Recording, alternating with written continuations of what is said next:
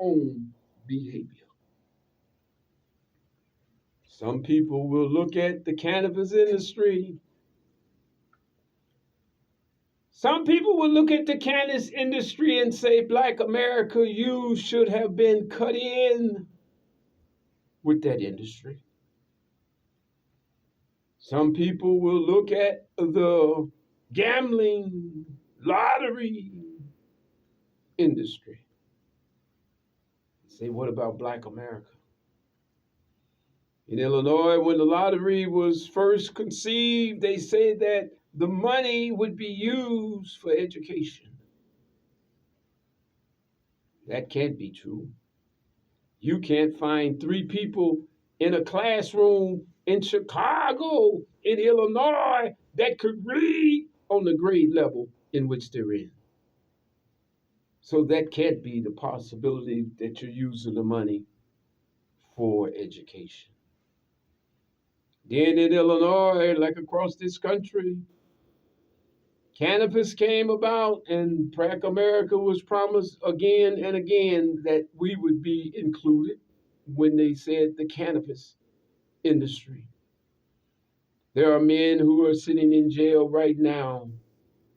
There are men and women who are sitting in jail right now because of the cannabis industry when it was illegal.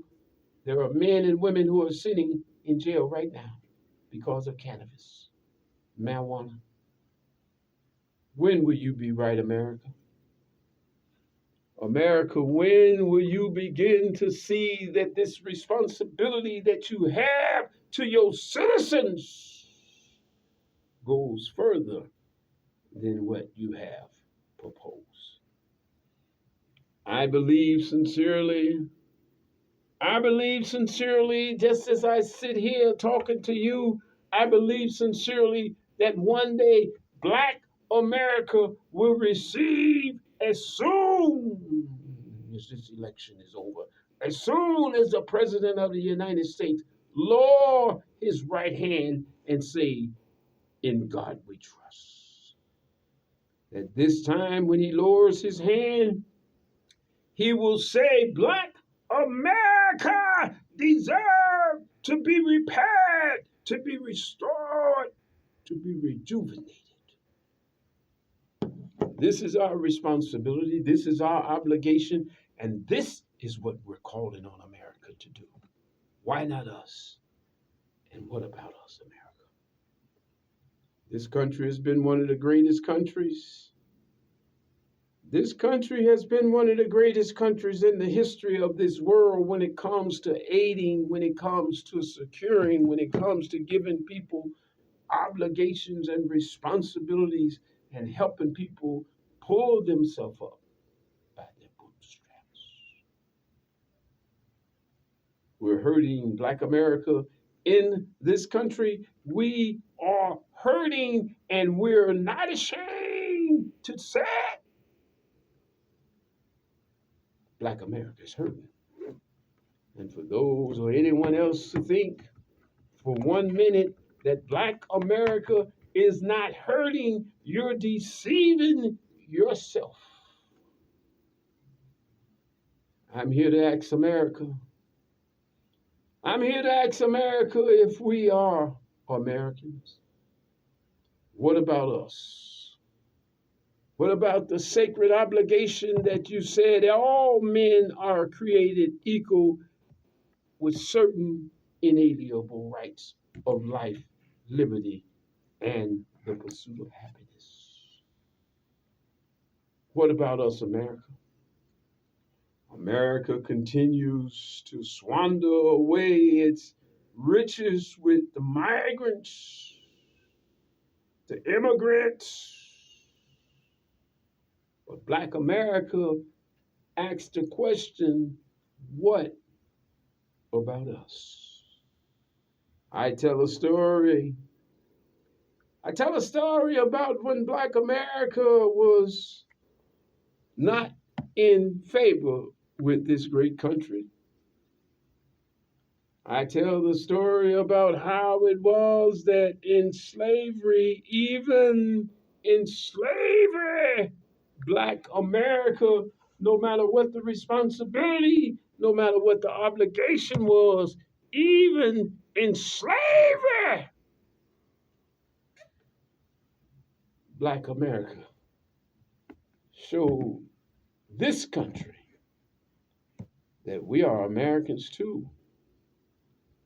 This country, no matter where it has landed, no matter what the responsibilities that it has had, no matter what the situation that it has found itself in, there is one community, no matter what happens, no matter where America finds itself in, there is one community, just like the Salvation Army, just like the Goodwill, there is one community, no matter where America finds itself in. There's one community that America can always reach for, and that's the Black America. In this country, this country beginning to get ready to decide on a whole new outlook, on a whole new responsibility, on a whole new look on life when it comes to its migrants, when it comes to its immigrants, when it comes to its American citizens. And American blacks in this country are beginning to ask the question, what about us? There are those who say, Mr. Sistrunk, why do you take on this issue of repairing Black America? There has been those who have preached this for many of years, for decades, for centuries, and yet you find yourself sitting in the Alleghanies of our society, in the alleys of our society, on the streets of our society, languishing in our society, and it seems as though you're the only one that's still hung up on this issue about getting blacks repaired. Recently at Kennedy King College, there was over 300 people. There was over 300 people that stood up and stood out and came and spoke about blacks getting reparation in Illinois. Some people, one radio announcer, I'll never forget, Rufus Williams in Chicago, he asked a question, Rufus Williams, somebody asked him about reparation. Rufus Williams said, well, it's not time. This question, Rufus Williams said on WVON, he said, this obligation, this is not the time to talk about reparation. This is what Rufus Williams said. I'll never forget when Thurgood Marshall went in with Eisenhower and asked Eisenhower the question, when will blacks get reparation?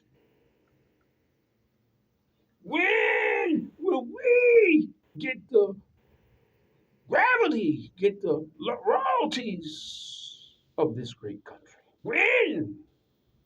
How long will we have to wait? Everybody in this country seems as though everybody in this country is benefiting from this country, and Black America has been shown the highway,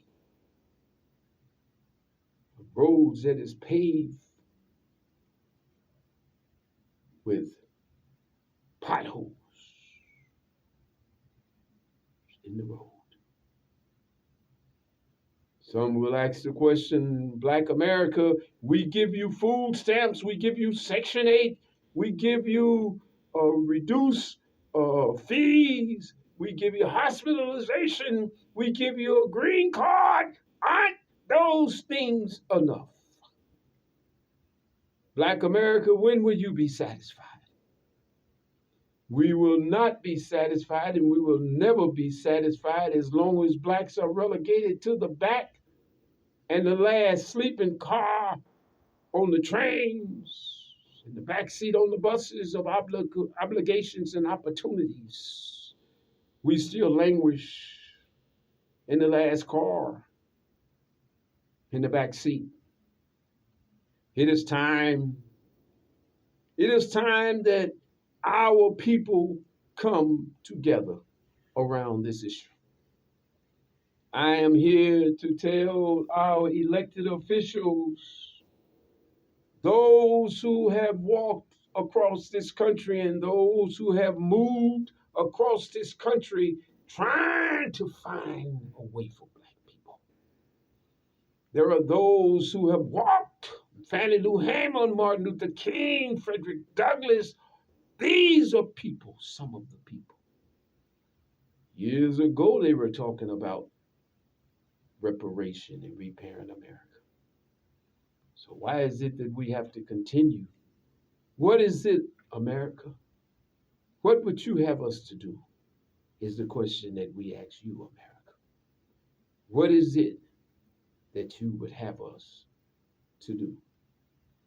This society right now, this is the perfect moment in society to begin to restore the family, restore the black man, restore the white man, restore the Jews and the Gentiles. I'm calling on America. I'm calling on America to stand up to what you say you are. My country, tears of thee, sweet land of liberty, of thee I sing.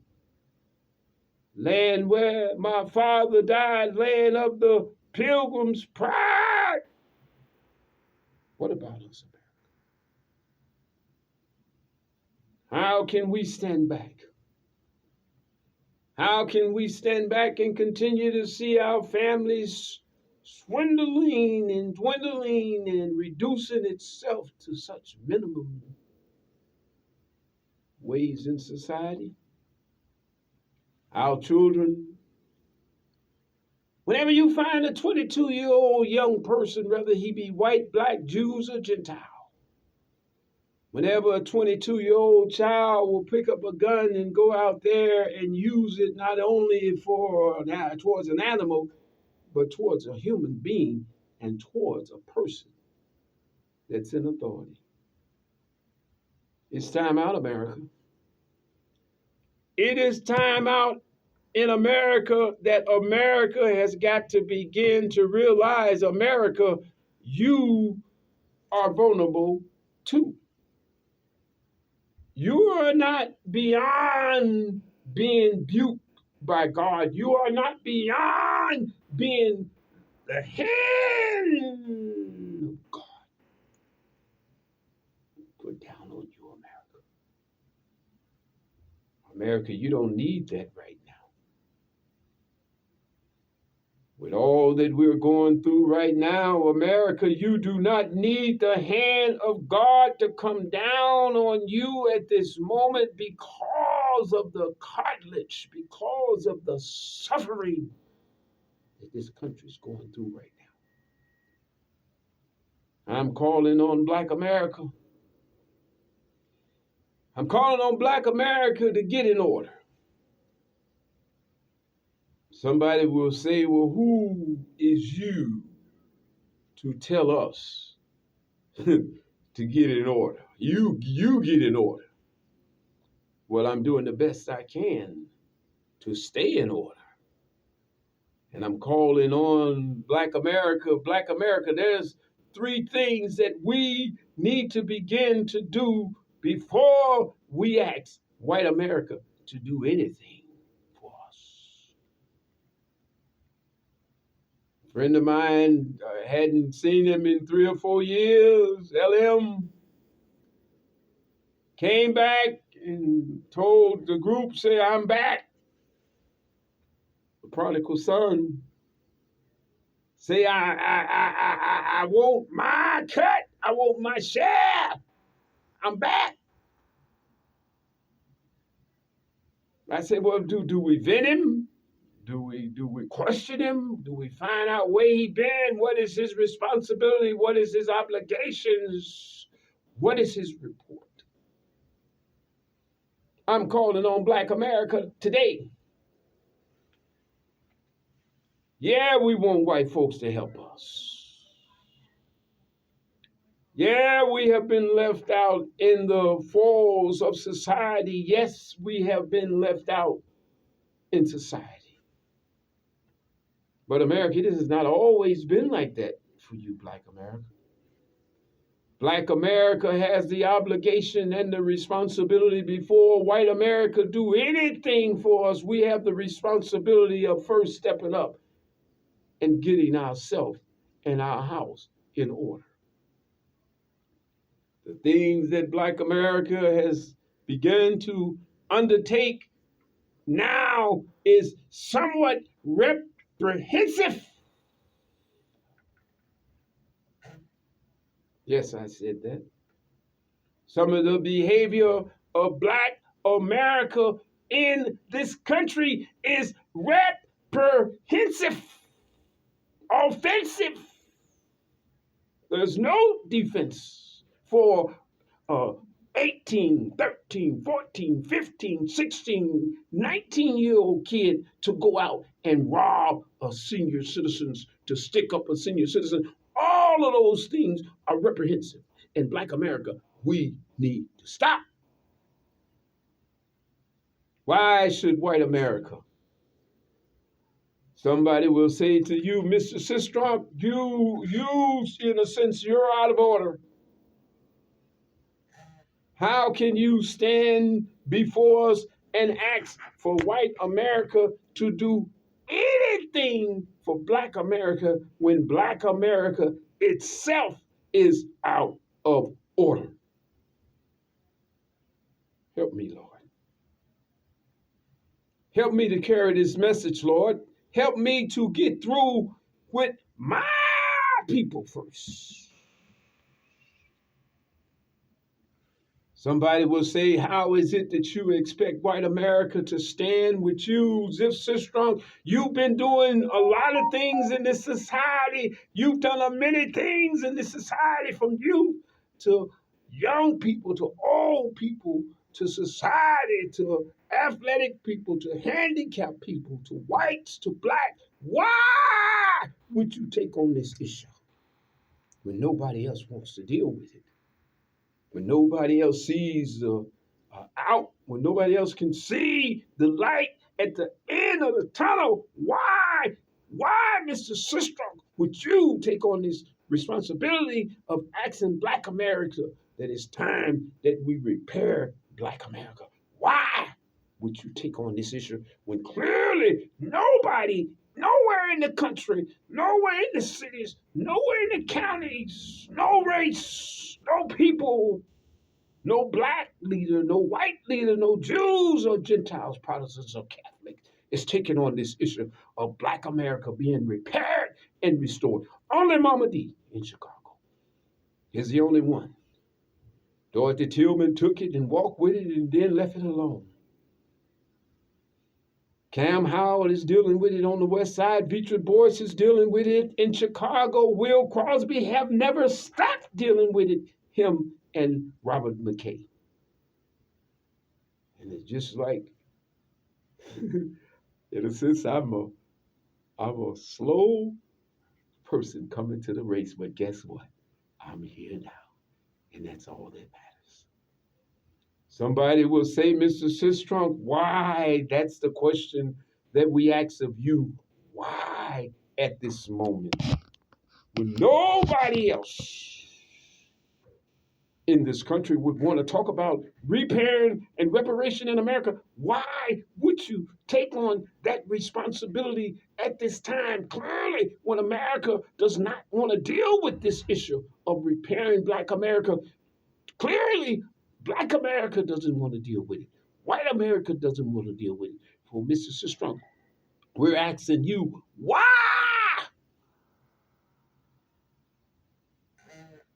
Why would you want to deal with this issue when nobody else wants to deal with it? Because you can't repair white America. You can't repair the Lithuanians. You can't repair the Jewish. You can't repair Amos. You can't repair white America without repairing Black America too.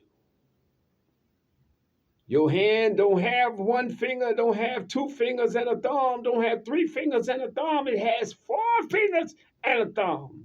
And if the baby finger, which represents the Black community, is weak, it's hurting, the whole hand will hurt. until you fix the nail on that finger, the whole hand can be infected. Unless America understand that it is an obligation, it is a responsibility that we have to restore Black America. That is an obligation that we have in this country. We restored when the Jews were being exterminated by Hitler. Black, white, Jews, everybody came together on that issue. When Truman dropped the atomic bomb on Hiroshima, Black America was affected by that. When we marched off to the unseen site of Vietnam, Hanoi, when Johnson led us off, Kennedy led us off, Nixon led us off, Truman led us into this unforeseen war that did not have an ending to it. Black America went too. When the British told their soldiers to go over to the Americans and bring them back, Black America stood between the British and the Americans who they were coming to take back over to British. He said, go get them! Bring them back! Taxation without representation. Go and get them! Black America said, no, you're not. Even though we were in slavery at that time, Black America found the need to stand up with the Americans. So I'm here to tell you today, I'm not here to throw stones. I'm not here to point fingers. I'm not here to make accusations. Those are not my reasonings for being here. The only reason I'm here today is to tell America that Black America needs to be repaired, just as your hand have four fingers and a thumb. If the baby finger is injured and is not taken care of, the whole hand will be affected. Y'all need to hear me. If Black America is suffering, if Black America is out drugged out, if Black America is homeless, all of America is homeless. When would we realize these things? When would we realize that fleecy locks and black complexion cannot change nature's games? Skin may differ in black and white the same, but we all are children in God's sight. I'm calling on you, America. Our leadership will not stand, will not tell you that the bulk of Black America is hurting our children, our parents, our men, our nieces, our children. I'm here to tell you that Black America is hurting, Mr. Biden. I'm here to tell you, Mike Johnson, the Speaker of the House, Black America, we are hurting.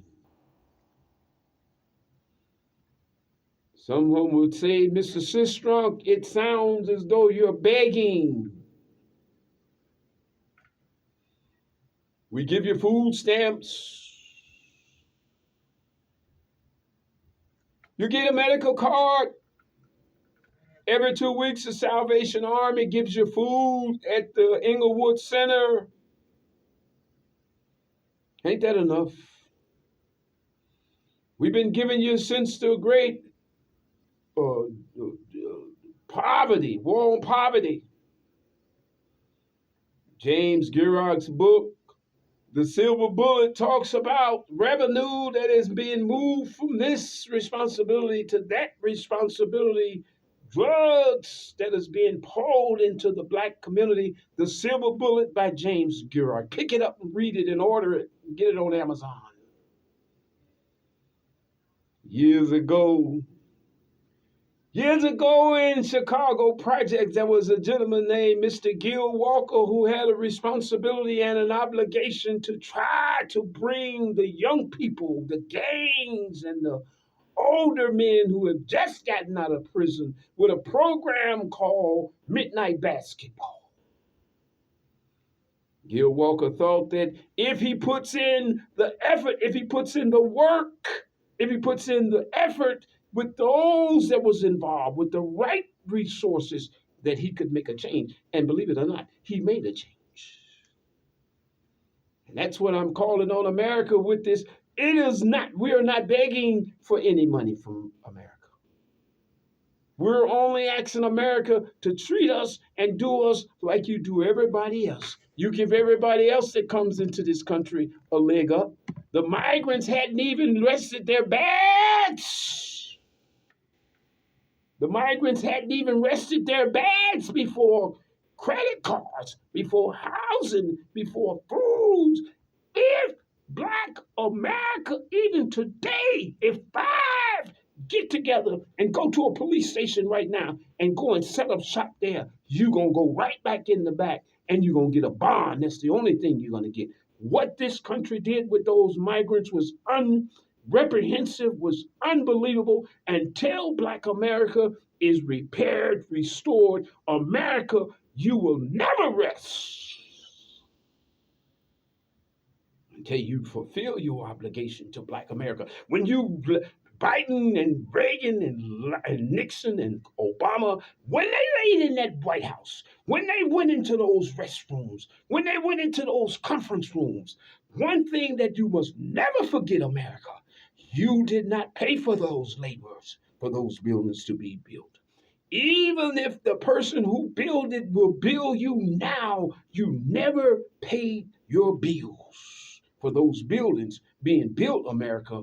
And anywhere that somebody build you a house, anywhere that somebody build you a building, you have a responsibility to pay that person for that labor, for those materials, and for their effort and what they did. And America, this country will never be at peace until you pay your debt to the Black community in the form of not reparation, but in the form of repairing the Black American spirit. That's what you have taken from Black America. You have taken our spirit away from us. But I'm here to tell you, America, that God has restored it. God has restored the Black man's spirit. And the Black man is going to come back. He's going to get his family. He's going to get his children. He's going to stop this nonsense, this foolishness that has that has just engulfed the Black community, that has taken us into a direction as if we're on drugs, as if we're on some kind of steroids. White America, now is the time to make right what Martin King said. America has given the Negroes a bad check, a check that has come back marked insufficient funds, but we refuse to believe that the Volcker opportunity is bankrupt. We refuse to believe that the Negroes in this country that has sweat and squandered and has lost their family members in blood and guts for this country and in this country and America, if you think for one day that you can continue to neglect the Black America and go all over this world and take care of everybody else and neglect our citizens, you got something coming, America. And this is not a threat. This is a promise. God will get you back, America. God will show you that he is over America too. You have never seen what God will do to America. And I'm here to tell you, America, it's time to repair Black America. And it's time that Black America gets serious with yourself. Go outside, find out where your children is. Because anytime a country neglects its children, its obligations to its people, you cannot survive. I'm here to say, so we can be clear, I'm not here to threaten America. I'm not here to swear at America. I'm only here to tell you the promises that God has obligated me All over this country, you can't find one black elected officials, one white elected officials, one Jew, one Gentiles, one Catholic, nobody else that'll talk about black America being rehealed and repaired and restored. Well, thank God, God is using me. Because that's how he's always done. He's always used the poor pendulum person that nobody knows to bring about the changes that he needs. We're getting ready to go into a new era of politics. Never has what has happened in this country is happening, and Black America, it's time for you to get up off of your butt. Again, we're calling on America. This program that we have here, that we're calling on America to invest $200 million immediately, which is no money to America. Stop playing. Every time the space shuttle goes up, there's a shuttle called Major Robert Henry Lawrence. You didn't know that. Every time that space shuttle goes up to refuel or to take food or medicine to the spaceship, that spaceship costs over $50 million every time. Over $50 million. Gil. We're calling on America to invest $1 million with each African American individual. We're calling on a 3-year program for the next president to take office on January 21st. When you lower your hand right down with an ink pen and sign immediately for Black people to get restored. We didn't say reparation, to restore, to restore. As soon as he bring his hand down, bring it straight down to the paper. We're asking for $1 million, $300,000 for each 3 years, the last year $400,000 as a way of guaranteed income for every African American individual in this country for the next 3 years. Once the new president take office, it's $1 million, $300,000 for each year. Now, what is going to be done with that money? Somebody say, you bogus. When this money is allocated, just as the stimulus money was allocated, and they showed that they could put money out there and do it responsible, $300,000 a year will go to an African American individual, and we will monitor now that he have resources. How is his health? Is she be eating better food? Are their children going to better schools? Do they have better dental work? Are they able to go to a better visual doctor? Are they able to eat better food? These are some of the things with the money that is going to be obligated to you. You're going to be responsible, excuse me, y'all, for once a week or once a month to fill out these papers so we can get them to the Department of Health to show your blood pressure is going down, to show obesity is going down, to show that your dental work is better, to show that your eye vision, these are things that there's 3 or 4 departments we're looking for to getting this money out of. We're not talking about like people are thinking. There's going to be 47 million Americans from Green Slate Institute for Justice, the program that we're putting forward to reinvigorate Black America. With the $300,000 each African American will get for 3 years in a row. The last year, $400,000, $1 million for every African American member of the community. With this money, $300,000 the first 2 years, $400,000 the last year, $47 to $50 million dispensed and other entities. Next week, or probably tomorrow, we'll bring the proposal and go over how each dollar is envisioned. With this money, Black America will be able to get better visual health, better food. There's 47 million African Americans here in this country. We will be going in the next week to the Department of Health and Human Services. Tomorrow, I will read you the letters. Better yet, I'll have the letters here. We're going to the Department of Mental Health. Y'all write this down because I'm going to need some help. Gil Walker. 47 million Americans in this country.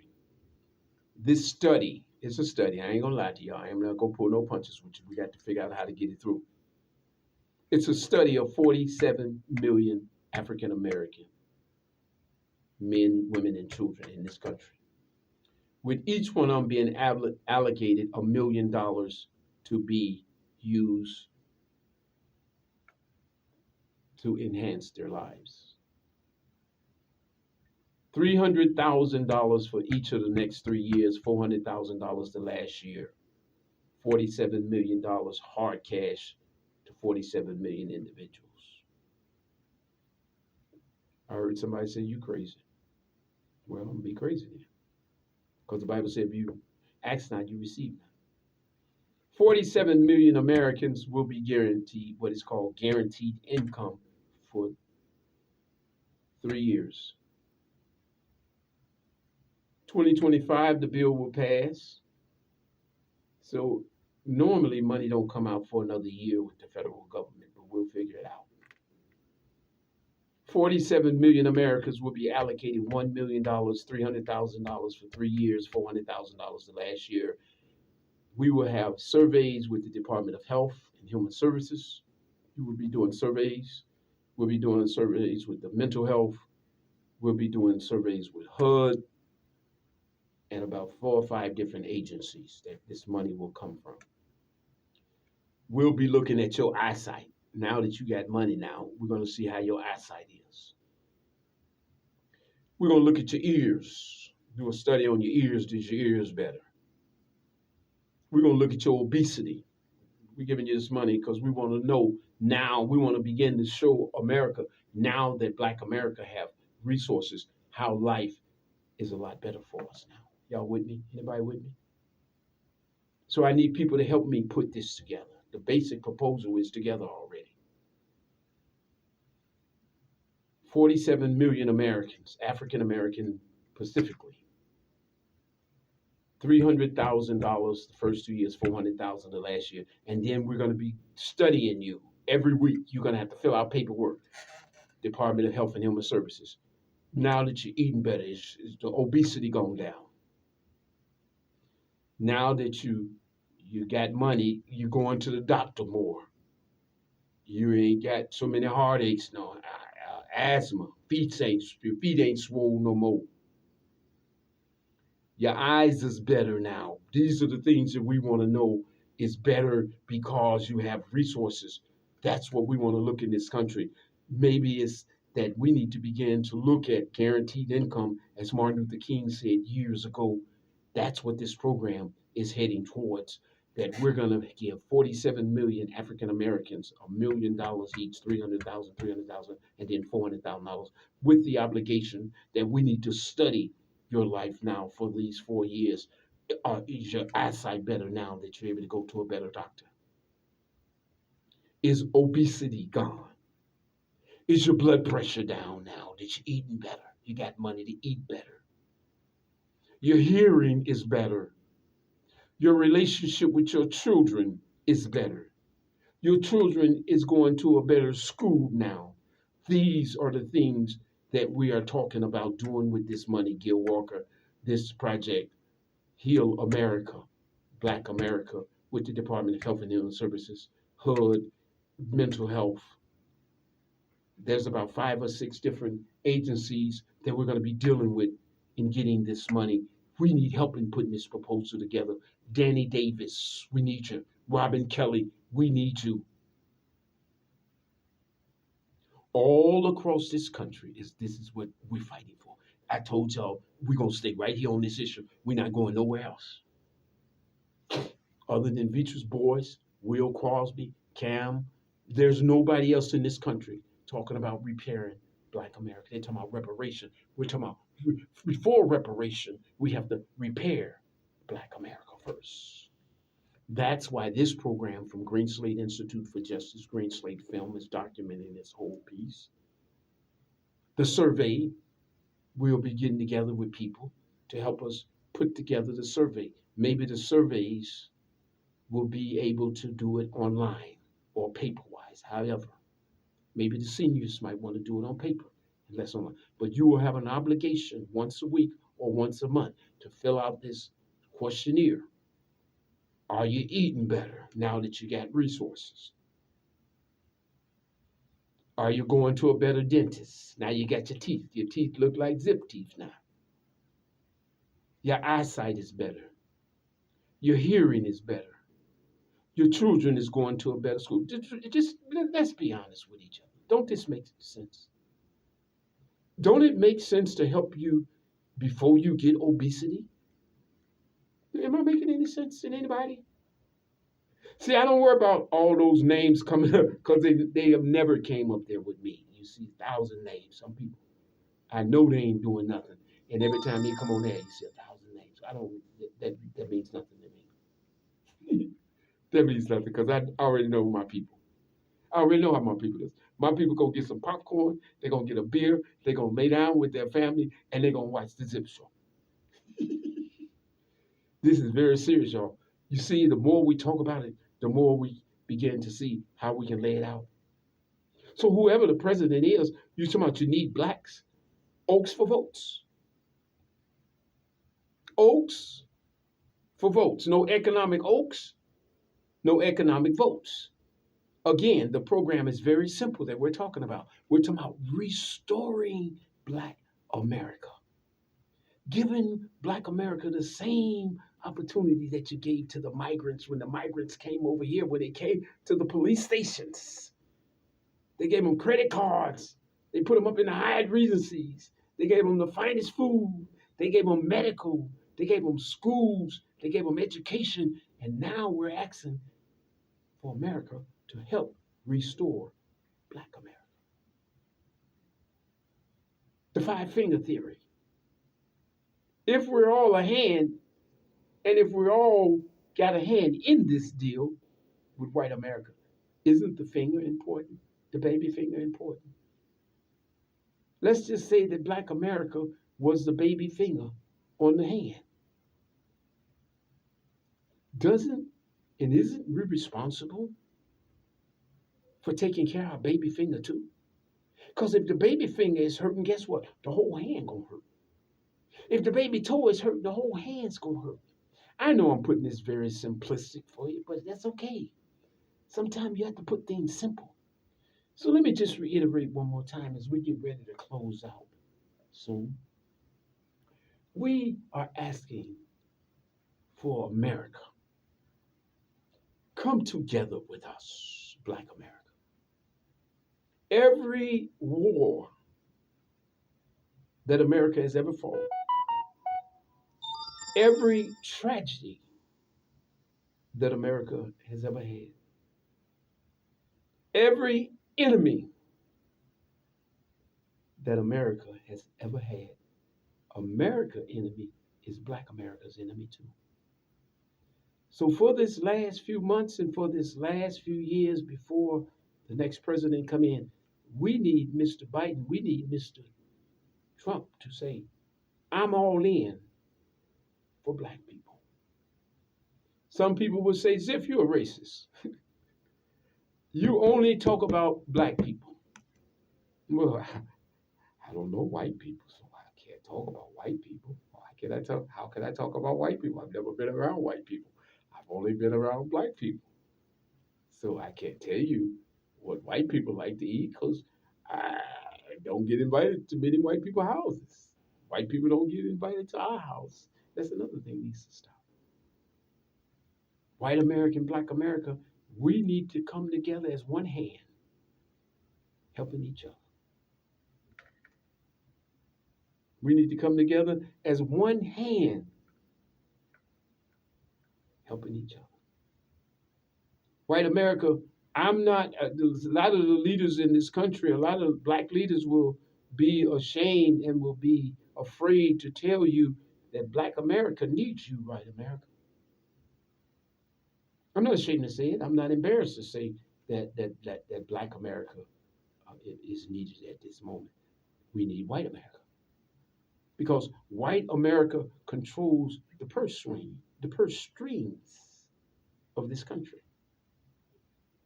And one thing that white America will not tell you, but I will. White America really does respect black America. They really do. White America respects our creativity, our ability to get things done, our recidivism, how we're able to continue to strive and continue to come back, even in the face of adversity. So that's why I'm not afraid to ask white America. I'm not afraid to say, white America, will you help us? I'm not afraid. I'm not afraid to say it. Some people will say to white America, they're unworthy of it. They don't deserve it. They've had enough. We give them food stamps, Section 8. Isn't that enough? We give them housing, Section 8. Isn't that enough? They're able to go to the medical doctor. They get rent free and lunches free and food in schools. Isn't that enough, Black America? No, it isn't. Black America, we labored for over 300 years. Can you imagine getting free income for 300 years?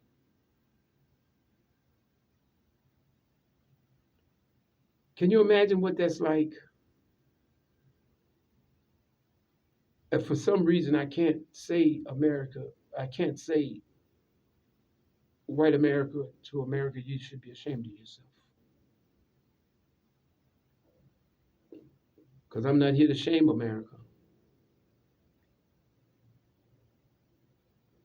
I'm not here to tell America about what your children benefited from this and your children benefited from that. I'm not here to say that to America. What I'm here to say to America is America, Black America, we need you. Because I am aware, I am smart enough, I'm not that intelligent enough, but I'm smart enough to know that nothing is going to happen in this country unless white America says that it's going to happen. So, those of you who are with us today, those of you who are standing in the gap with us, those of you who feel as though there is no way, no obligation, no responsibility, there is nothing that Black America can do at this late hour, I'm here to tell you, don't give up on us. Fannie Lou Hamer, she went before the court. She went before, just as the Republican convention is down in Milwaukee and the Democratic convention will commence in Chicago next month. Fannie Lou Hamer came before Johnson's Rule Committee. She told Johnson's committee about what had been inflicted on Fannie Lou Hamer in the South. She told Johnson's committee, Walter Mondale and the others, she said, we're tired. Fannie Lou Hamer told America, Fannie Lou Hamer said, America, we're tired of our lives being threatened every day. I'm here to tell America. I'm here to tell America that America, you have been unfair. I'm here to tell white America, and I will not bite my tongue when I say it. White America, you've been unfair to black America. I am not ashamed to say to my own people, black America, we ask white America to stand with us in the gap. We ask the Jews, the Gentiles, the Protestants, and the Catholics. We ask each of them, we extend our hand, our voices, our eyesight, our ears to white America, and we ask them to stand with us. But for some reason, I cannot stand here at this microphone knowing that there is some ills that black America is inflicting, as Obadeli would say, is inflicting upon ourselves. It would be irresponsible for me to sit here and tell you that white America should be responsible and obligated to help us when at times it seems as though we're not trying to help ourselves. So, black America, I'm appealing to you on this day, Tuesday, July 16th at 2:35 in the day of our Lord. I'm appealing to you, black America. Yes, white America will probably help us. They're gonna help us. I know white America. And white America, it has its way, but when white America see that there are people who seek their help, will seek their support, when white America see that it's real and that there's a means at the end of the tunnel, white America has always come and helped black America out. There were those who will hate me for saying these immortal words. There are those who say, Ziff, don't do it. Don't say something that you will come back to regret. Don't say something that will make all of black America look bad. But I'm going to say it anyway. White America,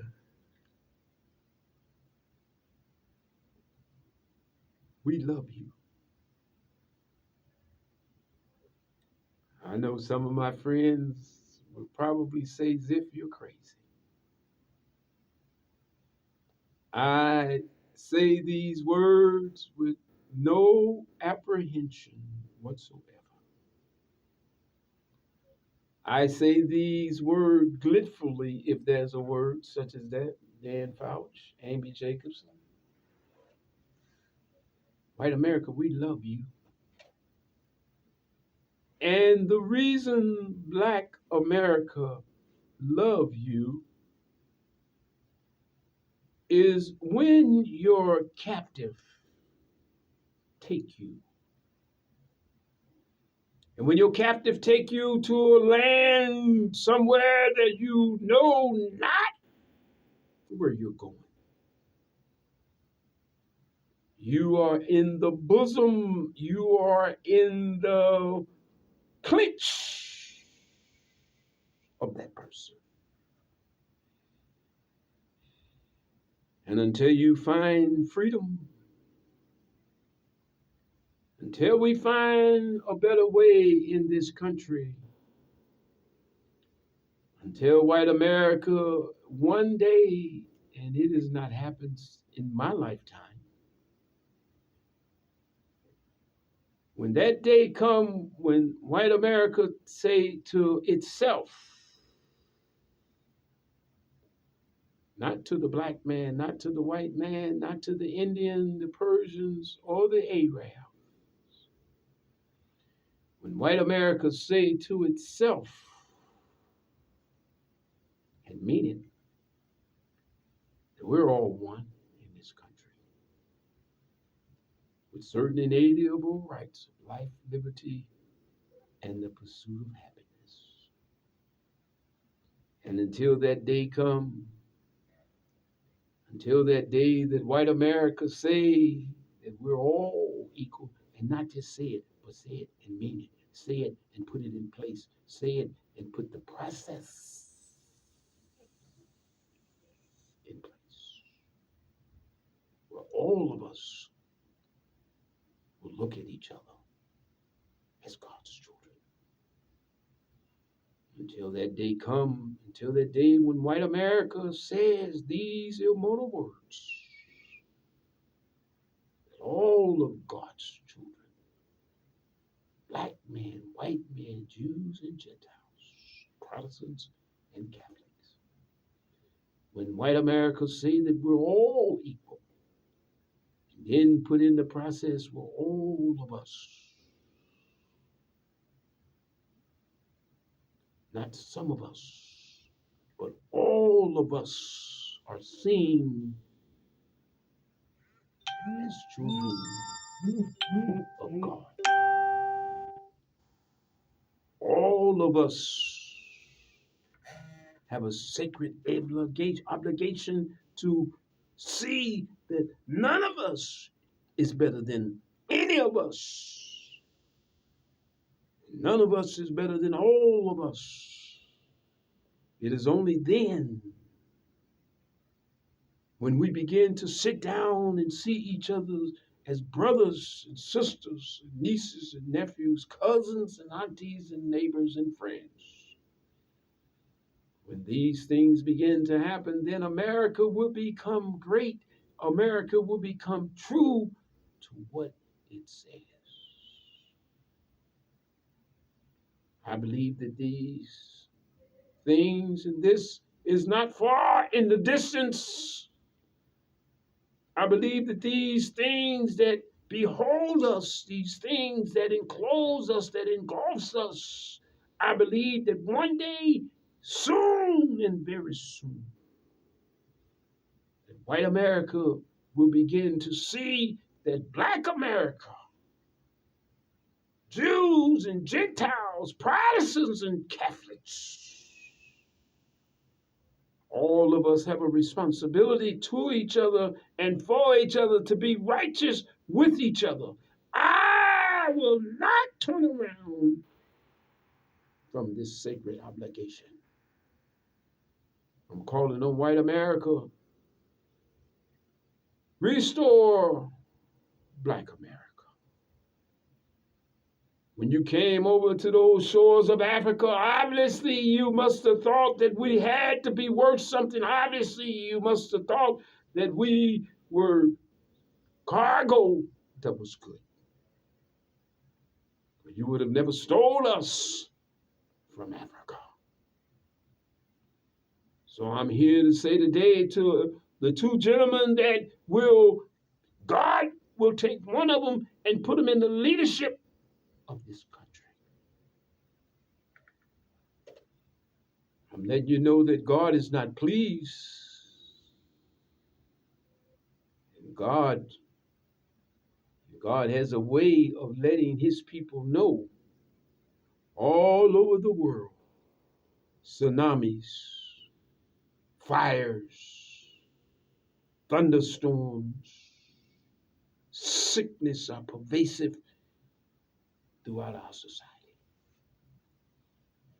It is time for white America to extend a hand to black America in this reparation movement, in this restoring black America movement, and do not be afraid. Do not feel as though you're giving money away to black America because you are helping black America restore itself. After all, white America, it was the policies of this government that said if black people are able to get a check, back in those days, it was a welfare check, Department of Children and Family Services, that if this happened, not just a black man, but the father could not be at home if there were going to be a check. What kind of society does that? What kind of society tells the father that to give a check to feed the mama, to feed the babies, the daddy could not be in the household? That in itself was sickness. That was a sickness. Whoever thought of those ideas of black whites could not be in the house if your wife got a welfare check. That in itself was pure sickness, and that was madness. And there needs to be an apology for that. There needs to be an apology for that. So let me go back over this again and let me reiterate it again. We're calling on 47 million African Americans in this country to receive $1 million each. Excuse me for that. We're calling on 47 million African Americans to receive over a 3-year period 300,000, 300,000, and then $400,000. That's $1 million allocated to every black American in this country. Let me break it down for you so you don't run off on me, so you don't get mad at me. What we're asking as a form of not reparation, but as restoring. You see how they're restoring the migrants' pride and dignity? You see how they're restoring them? They're giving them housing, they're giving them food stamps, they're giving them clothes, they're giving them education. They're restoring them from that long village voyage across the waters, across the sea to get here. Well, we came across the waters too, and we came across the sea too. So our organization, Green Slate Institute for Justice, look us up. Since 1967, The Wall of Respect, Rebecca Zoric's book, pick it up. James Girack's book, The Silver Bullet, pick it up. Amazon. The migrants came over through the water, through the seas, through the danger, and when they was here, America was here to receive them. Medical cards, green cards, food stamps, you name it. When the migrants got here, they were ready to restore them. Well, we came across the waters too, and we need to be restored too. So our organization, Green Slate Institute for Justice, my name is Ziffzone. I'm the executive director. I'm the guy who is the guy who's leading this charge. But there's been millions before me that has fought for reparations. We're not fighting for reparations with this piece here. We want to put a piece in front of that reparation first. We want to put to restore Black Americans. We want to give $1 million to each African Americans in the form of 3 payments. 300,000 one year, 300,000 the next year, and 300,000 the next year. Either biweekly payments or monthly, just as they did the stimulus checks. With your checks, we're asking that you be part of a survey, because the reason the federal government is restoring you, revigorating you, is because we want to know that life truly is better for you now. We want to know, now that you have resources, is your eyesight better? Are you eating better? The obesity now. Diabetes is gone. Your eyesight is better now. These are the questions that we're going to ask you in the survey. Y'all help me pull it together. We keep talking about it. We'll get it together. So this next president that's coming in, I'm going to save up my little money, and in October, I'm gonna go and meet with the Speaker of the House, Mike Johnson, and I'm gonna give him this proposal that he helped restore Black America. I'm gonna give the same to the guy in North Carolina, Claiborne. I'm gonna try to get it to Miss Harris, but I'm gonna give it to the Speaker of the House, Mike Johnson, and it's asking for. This is a program to revigorate, restore Black America. And what we're asking in restoring Black America, what we want to do is we want to give each African American a $1 million payment over 3 years, biweekly checks that totals $300,000 for 1 year, 300,000 the next year, and 400,000 the last year. With this money that the government will be giving you, with this money that the government will be giving you, you will be able to get better dental work. Your teeth will be looking like this.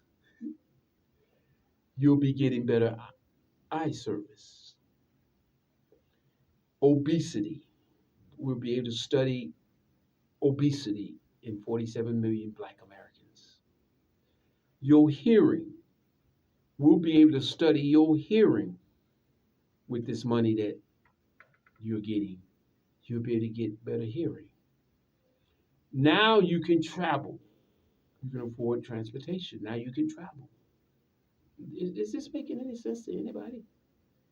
That's why we want to restore Black America. We want to study Black America to see the benefits of giving Black America this one time $47 million will be allocated to 47 million of African Americans. $1 million, 300,000 for each year, to 400,000 the last year.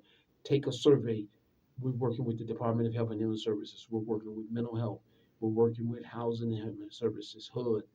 And once a month, we'll have you to fill out this survey and send it in electronically or send it in physically so we can begin to get the data on now that we've given Black America this money, $300,000 guaranteed income for 4 years, and the 47 million African Americans, we're going to be able to study you.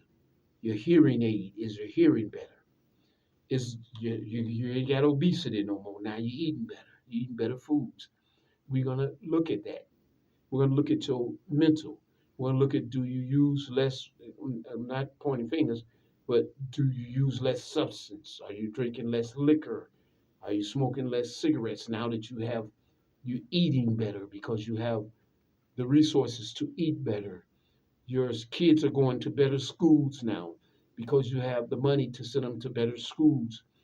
You have a car now. You're not walking anymore. So your safety has improved. uh, your eating has improved, your doctor that you go to. Now you're able to buy books for your children as opposed to reading on the internet. Now you're able to, when you cook dinner, you can have the fruits and vegetables and the herbs that are good for you. That's what this program is for. That's why we want to give $1 million to 47 million African Americans in this country, $300,000 for each of those 3 years, and $400,000 the last year too. 300,000, 300,000, and 400,000, $1 million to 47 million people. And the Department of Health and Human Services tomorrow, when we come on tomorrow, I'm going to write these things down. Department of Health and Human Services. They're worried about your mental health. Department of Mental Health, HUD, housing. It's about 5 agencies that we're going to be dealing with to get this $100 million. We need 200 million because we want to do a follow up. We want to get the data together. So every month you'll get a check. Just 2 weeks, 2 weeks. $300,000 for the first year, $300,000 for the next year, and $400,000 for the last year. 47 million African Americans will be studied. This is a study that you're part of. We want to know now that you have money, $300,000 for the whole year. Are you eating better? Your eyesight is better. You got better food. Your kids are going to better schools. You even got time now. You're going you're going to church now because you got a car. You didn't have a car to go to church. Now you're going to church. You see how the lives of African Americans will get better because of this program. Then after the 3 years of being part of it, then the fourth year we're going to get all the data together that you've been eating better. You don't lost 100 pounds. Your toes feel better. Your eyesight is even better now. You're eating, your teeth look like zip teeth now. Your teeth weren't looking like zip teeth. Now your teeth look like zip teeth. You're able to go to a better dentist. Is this making any sense? We're not asking, we're not begging. This is not a beg proposal. This is a, remember I told you when when black America is better off, when black America is better off, then white America is going to be better off. Guys, my engineer just told me I have 6 minutes to go, and I want to just close out with these 6 minutes to go. I want to do something. I don't want to sing because this is very serious, and I don't want to get off into as if this is a joke. This is very serious. I want to close out to you and you and you and you and you and you. I want to close out saying I thank you. I'll be back tomorrow. We'll be back tomorrow at 5 o'clock Eastern Time, 3 o'clock West, 6 o'clock New York. 818-858-7366, ZIPP, Allen, ALLEN. I'm going to start putting that information up there. McNeil, Howard McNeil. I love that name, your name, sir. And let me tell you why I love that name, because of a lady named Barbara McNeil. Were you any kin to Barbara McNeil? I have to ask you that. Howard McNeil. There was a lady named Barbara McNeil. I love that lady singing. Gil Walker, we talked about you in that program that you had. We thank you for listening to us today. Maybe we can bring that program, recreation and activities. That should be part of it too, because you need recreation and activities. I'm going to let you all go. My engineers say we only got a couple more minutes. I thank you all for joining us again. My name is Ziffzone. How did you think we did today? Pretty good? We're getting the information out there. I learned something from a lady. She's over in Inglewood. She ran for mayor once. I can't pull her name out of my mind. She lived at McDonald's in 64th, right off of Halston, on the west side of the street. I helped her get on the ballot once. And she told me, she said, okay, thank you. I don't need you no more. She said, you helped me to this point. And that's how I'm looking at this thing right now. Cam, Beatrice Boyce, Will Crosby, so many years, him and his brother. Hudson lady back 100 years. Robert McKay. So many people. Cam Howard, Beatrice Boyce, Robert McKay. I'm missing a couple of names, key names in there. Gator Bradley. All of these people has been fighting for this issue for a long time. I just hitch my wagon to it, because sometimes you need somebody just to carry it a little bit further for you. Just carry it a little bit further. And that's what God wants us to do. God wants us to carry this thing just a little bit further. I sincerely believe that Congress is going to help Black America out. It's not because of me, Miss House, but because it's right. It's the right thing to do. God, we thank you for this opportunity, for letting you come before us.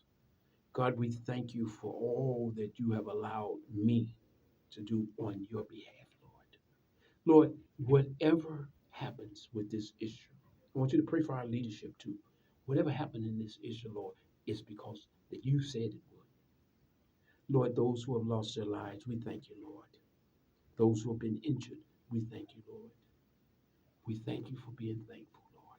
Bless my audience, bless my fans, my friends, my family, each and every one of them, Lord.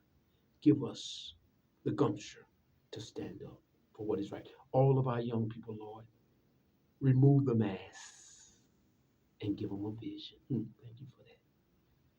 Lord, remove the mask from our young people and give them a vision. We thank you and we ask this in your name. Amen and amen. I thank you again, you, you, and you. And I say good night to you all. I'll be back tomorrow at 5:30 here live. We're on Facebook, YouTube, Instagram, LinkedIn, linked up, all of them. I thank you all, and I appreciate every one of you all. You will never know how thankful I really am for you all giving me this opportunity to come before you all. This will happen. We must believe, we must keep the faith, and ask God to stand with us. God bless you. If a task once begun, never leave it till it's done. Bid the label, big or small, do it well or not at all. Love you. God bless you.